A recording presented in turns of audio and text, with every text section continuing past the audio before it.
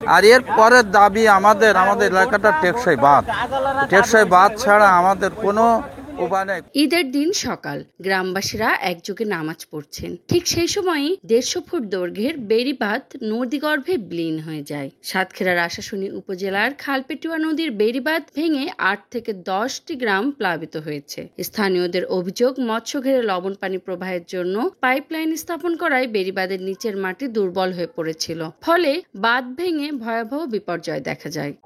সকালে আমরা শুনলাম যে বাঁধটা ভেঙে গেছে, ভেঙে যাওয়ার ফলে আমাদের মন তো ঈদের আনন্দ আমরা করতে পারিনি। আমাদের হাজার হাজার মানুষ গৃহহারা, তারা বাড়ি ছাড়া এবং অসহায় মানুষের বসবাস, এখানে তারা বাড়ি ছেড়ে থাকারও খুব তাদের অসুবিধা। নদীর বাঁধটা ভেঙে গেছে। বাঁধটা ভাঙার কারণ হচ্ছে যে আমাদের পানি উন্নয়ন বোর্ড এই বাঁধটা সঠিকভাবে যত্ন নিতে পারেনি, যার কারণে আমার এই বাঁধটা ভেঙে গেছে।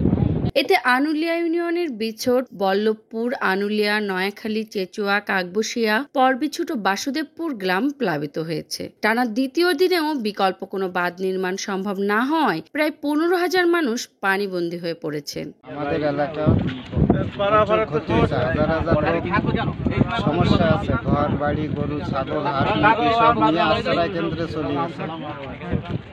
আমাদের গাছপালা, বাড়ি ঘর সব ডুবে রয়েছে পানির মধ্যে। এখন কোথায় যাবে, কি করবে এটা ভেবে পাচ্ছে না।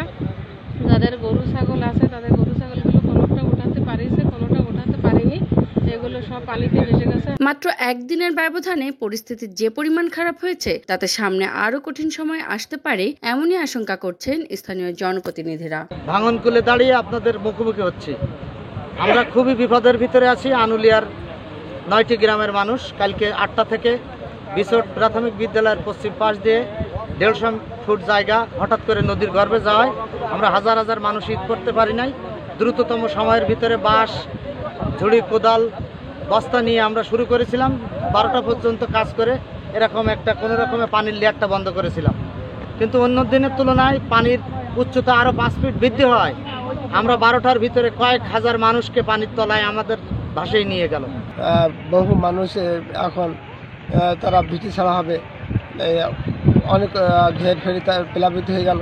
অনেক সম্পদ, গরু, ছাগল, মানুষ, এমনকি সব ধান ছিল সেগুলো প্লাবিত হয়ে নষ্ট হয়ে গেছে। আমাদের অত্যন্ত কষ্ট দিন যাচ্ছে। আর এর পরের দাবি আমাদের এলাকাটা টেকসই বাঁধ ছাড়া আমাদের কোনো উপায় নেই। কোটি কোটি টাকা সরকার যদি খরচ করে কোনো লাভ হবে না যদি আমাদের টেকসই বাঁধ নাই।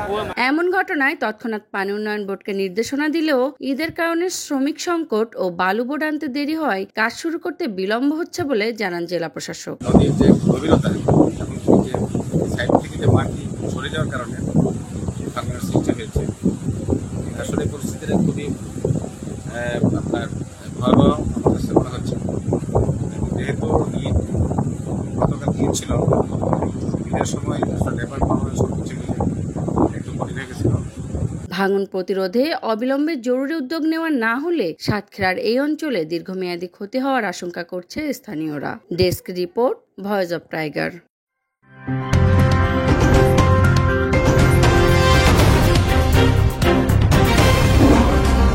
Voice of Tiger.